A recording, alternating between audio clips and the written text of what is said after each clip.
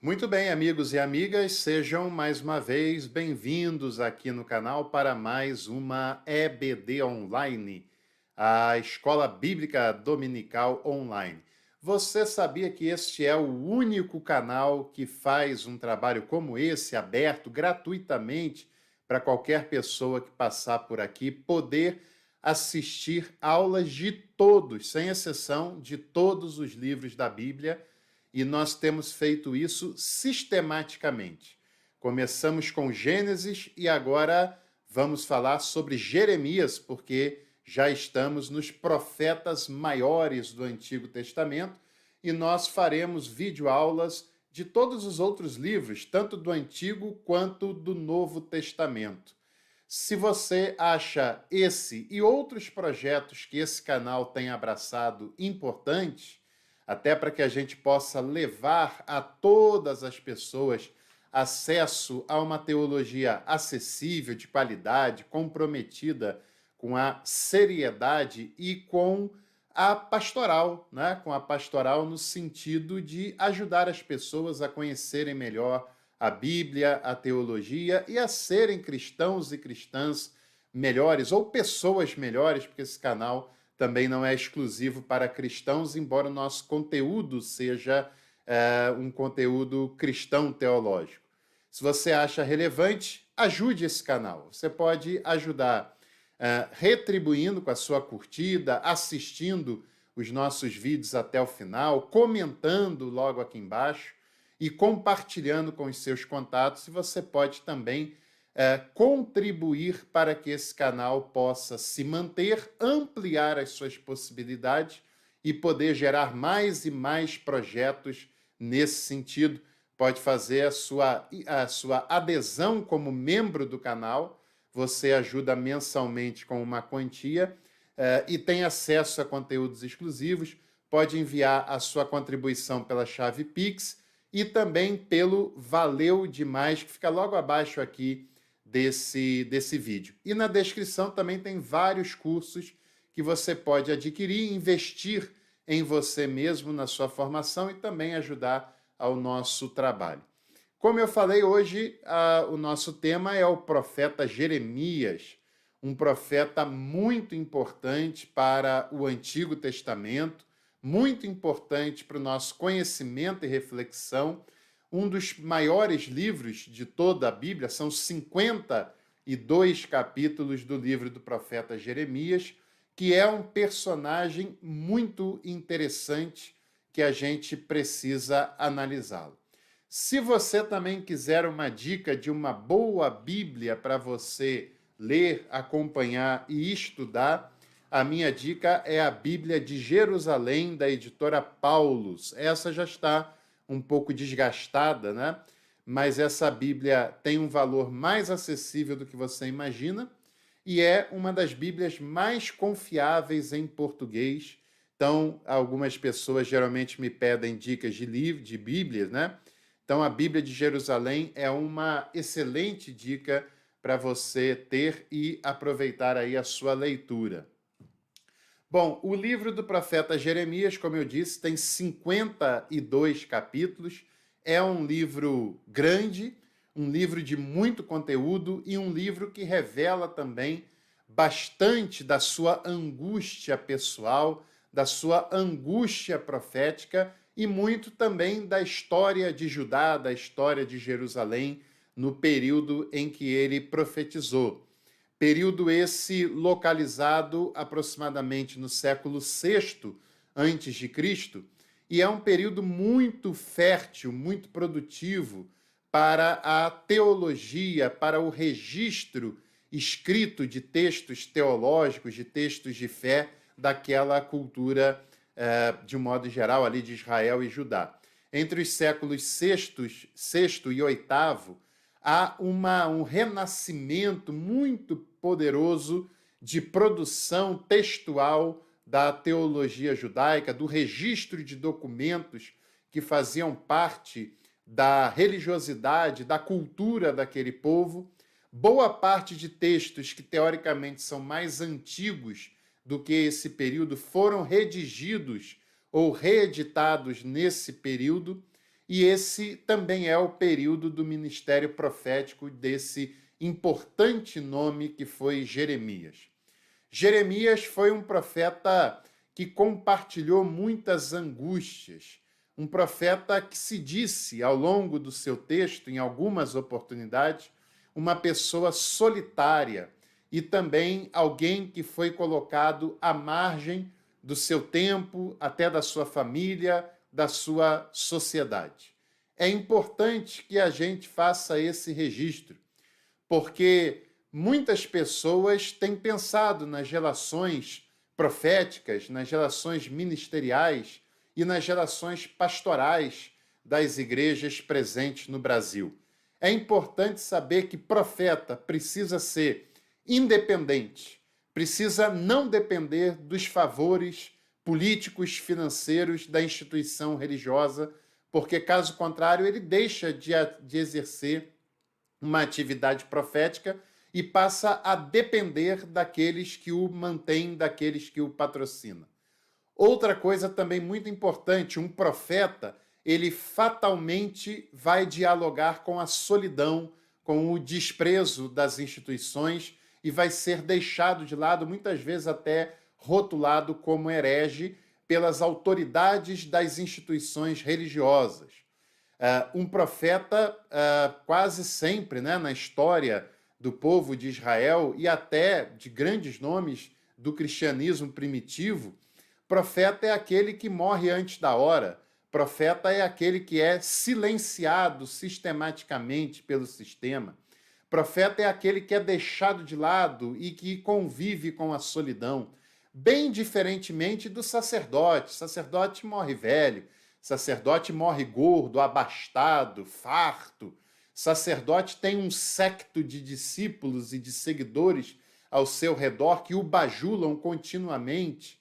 Na história da Bíblia, na história do Antigo Testamento, a gente não vê sacerdotes passando pelos apuros que os profetas passavam. Muitas vezes esses sacerdotes eram os opositores desses profetas. E profetas e sacerdotes têm preocupações diferentes, motivações diferentes e fins bastante diferentes também.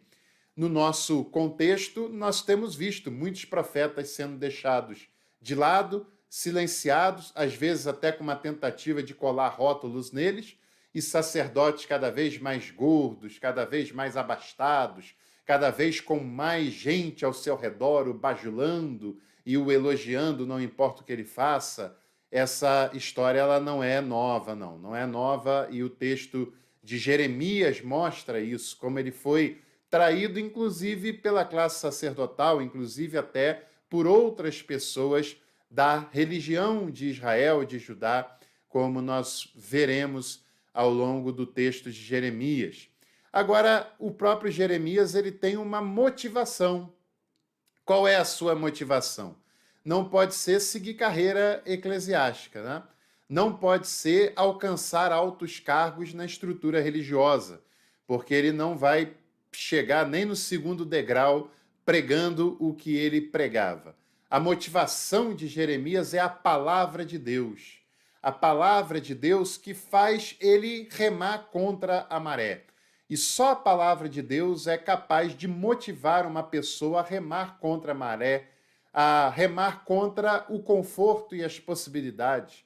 Só a palavra de Deus é capaz de motivar uma pessoa a tomar o lado de quem não tomaria o lado, né? Só a palavra de Deus é capaz de motivar uma pessoa a abraçar as causas impopulares do ponto de vista da instituição religiosa. Só a palavra é capaz de motivar e impulsionar uma pessoa a ficar do lado dos menos favorecidos, daqueles que não têm como dar nenhum tipo de retorno para esse ministério. E foi a palavra de Deus quem motivou e impulsionou Jeremias a exercer o seu ministério solitário, a exercer a sua vocação com dignidade, com cabeça erguida, e uma vocação também que foi bastante sofrida. Às vezes, essa palavra parecia abandoná-lo, e Jeremias, em alguns momentos, passa períodos em silêncio porque essa palavra não chega até ele, ele chega a falar sobre isso. E o interessante é que quando a palavra não o motiva, ele prefere aguardar, ele prefere falar apenas quando tem a convicção de que é Deus que o motiva a falar. Outra coisa também muito importante em Jeremias é que ele não tem a pretensão de ser a voz única naquele contexto, não acha que é o único a quem a palavra motiva e nem tampouco quer reivindicar a exclusividade dessa palavra divina. Ele chega até a citar pelo nome outros profetas e ainda chega a falar de profetas anônimos, mas que estão lá exercendo o seu ministério e a sua vocação. O chamado de Jeremias nós podemos situar em aproximadamente o ano 609 antes de Cristo. Ele chega a pegar o período final do reinado de Josias, inclusive chega a contemplar e participar das reformas que Josias faz no território de Judá. E esse é um ponto importante. Nós podemos separar o ministério de Jeremias em 3 períodos. O primeiro período é da sua vocação até a morte de Josias, aproximadamente ali até o ano 605, 604. Como eu falei, ele chega a viver esse período, chega a viver esse momento, e é um período bastante interessante para Judá e desafiador para ele, Jeremias. Para Judá é interessante porque a Assíria tinha saído um pouco de cena, não dominava mais as pequenas nações que estavam ali na Palestina, que incluía Israel e incluía Judá, e com essa ausência da Assíria, essas nações podem gozar de mais liberdade, de mais independência. Josias, inclusive, aproveita esse período para ampliar o seu território e também para promover algumas reformas interessantes naquela terra. E aí é que entra o profeta Jeremias, porque ele vai profetizar que aquela nação deveria se consertar, se voltar a Deus, porque uma invasão poderia acontecer, eles deveriam se preparar para isso, e o povo não lhe dá ouvidos, em sua grande maioria, porque o povo vê que não está batendo o que Jeremias fala, o que Jeremias alerta, com o que o povo está vivendo naquele período. O povo está vivendo uma situação farta, uma situação favorável, e Jeremias vem profetizar essas coisas, parece não bater exatamente o que ele está falando. E aí a gente pode ler um texto que está em Jeremias, capítulo 1, do versículo 1 até o 10, que fala sobre a sua vocação. Palavras de Jeremias, filho de Ilquias, um dos sacerdotes que estava em Anatote, na terra de Benjamim. A ele veio a palavra do Senhor nos dias de Josias, filho de Amon e rei de Judá, no 13º ano do seu reinado. E também nos dias de Joaquim, filho de Josias, rei de Judá, até ao fim do ano 1/10 de Zedequias, filho de Josias, rei de Judá, e ainda até o 5º mês do exílio de Jerusalém. A mim veio a palavra do Senhor dizendo: antes que eu te formasse no ventre materno, eu te conheci, e antes que saísse da madre, te consagrei e te constituí profeta às nações. Então lhe disse eu: ah, Senhor Deus, eis que não sei falar porque não passo de uma criança. Mas o Senhor me disse: não digas que não passa de uma criança, porque a todos a quem eu te enviar irás, e a tudo quanto eu te mandar falarás. Não temas diante deles, porque eu sou contigo para te livrar, diz o Senhor. Pois estendeu o Senhor a mão, tocou-me a boca, e o Senhor me disse: eis que ponho na tua boca as minhas palavras. Olha que hoje te constituo sobre as nações, sobre os reinos, para te arrancares e derribares, para destruíres e arruinares, e também para edificares e para plantares. Muitas pessoas cantam, pregam e falam, como se fosse muito bonita essa fala, né? A ti chamei para ser profeta entre as nações, né? Mas não tem a menor noção do que foi e do que passou o profeta Jeremias para exercer esse ministério.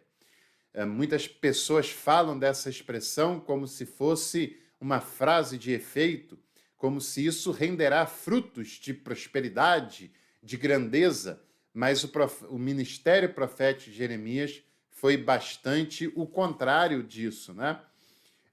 Outro texto também importante para a gente analisar esse primeiro período que Jeremias vive é o capítulo 4, versículos 5 e 6, quando ele diz: Anunciai em Judá, fazei ouvir em Jerusalém e dizei: Tocai a trombeta na terra, gritai em alta voz, dizendo: Ajuntai-vos e entremos nas cidades fortificadas. Arvorai a bandeira rumo a Sião, fugi e não vos detenhais, porque eu faço vir do norte um mal, uma grande destruição. E aí você imagina o Jeremias profetizando isso num período em que o povo gozava de paz, de tranquilidade na ausência da Assíria, mas ele já está anunciando a invasão babilônica que não tardaria a acontecer. A segunda parte do ministério de Jeremias está entre a ascensão de Nabucodonosor ao trono da Babilônia e a queda de Jerusalém, e esse trecho se dá entre os anos 605 a 587 a.C., que fala sobre a invasão da Babilônia na terra de Judá. E a terceira parte do seu ministério é o período posterior à queda de Jerusalém, e aí as coisas mudam de figura sensivelmente. É um período posterior a 587. A ameaça dessa invasão babilônica se fala no capítulo 26, e também é um período em que o próprio profeta Jeremias tem a ameaça de morte contra a sua própria vida, e isso é citado, capítulo 26 do profeta Jeremias, versículo 12 e 13. Falou Jeremias a todos os príncipes e a todo o povo, dizendo: O Senhor me enviou a profetizar contra esta casa e contra esta cidade todas as palavras que ouviste. Agora, pois, emendai os vossos caminhos às vossas ações, e ouvi a voz do Senhor vosso Deus, então se arrependerá o Senhor do mal que falou contra vós outros. No momento em que ainda não está acontecendo todas as destruições que acontecerá a partir da invasão da Babilônia. E por isso ele tem muitas dificuldades e chega até a ser ameaçado pelos príncipes de Jerusalém, pelos príncipes de Judá e por boa parte daquele povo, inclusive. Um personagem interessante que nós devemos citar é Baruque. Baruque não é apenas o redator de Jeremias, não é apenas alguém que dá créditos às palavras de Jeremias, como é alguém que tem um cargo político elevado em Judá e tenta ser um intercâmbio, um interlocutor entre as palavras de Jeremias e o que pode vir a acontecer naquele território de Judá. Jeremias, inclusive, é o responsável pelo registro do capítulo 26 até o capítulo 45. Muito provavelmente, toda essa parte, ou pelo menos grande parte desses capítulos, foram registrados e escritos pelo Baruque e não por Jeremias. E por falar nisso, o livro é organizado em 4 partes principais. Anteriormente, eu falei das 3 etapas do ministério de Jeremias, e sobre o livro ele é organizado em 4 partes principais. A primeira, que são os oráculos contra Judá, que vai do capítulo 1 até o capítulo 25. A segunda parte são oráculos para a salvação do povo de Judá, do capítulo 26 ao 45, esses que provavelmente foram escritos por Baruque. A terceira parte são os oráculos de Jeremias contra as nações estrangeiras, incluindo a própria Babilônia, do capítulo 46 até o 51, e o último capítulo é um registro, um anexo histórico, baseado nos textos dos reis, né? No segundo livro dos reis, por exemplo, em que ele acrescenta a queda de Jerusalém, inclusive quando ele é liberto da prisão pelo rei daquela época, que nós vamos ler no capítulo 52, versículos 31 até o 34, que diz assim: no 37º ano do cativeiro de Joaquim, rei de Judá, no dia 25 do 12º mês, Evil-Merodach, rei da Babilônia, no ano em que começou a reinar, libertou a Joaquim, rei de Judá, e o fez sair do cárcere. Falou com ele benignamente e lhe deu lugar de mais alta honra do que os reis que estavam consigo na Babilônia. Mudou-lhe as vestes do cárcere e Joaquim passou a comer pão na sua presença todos os dias da sua vida.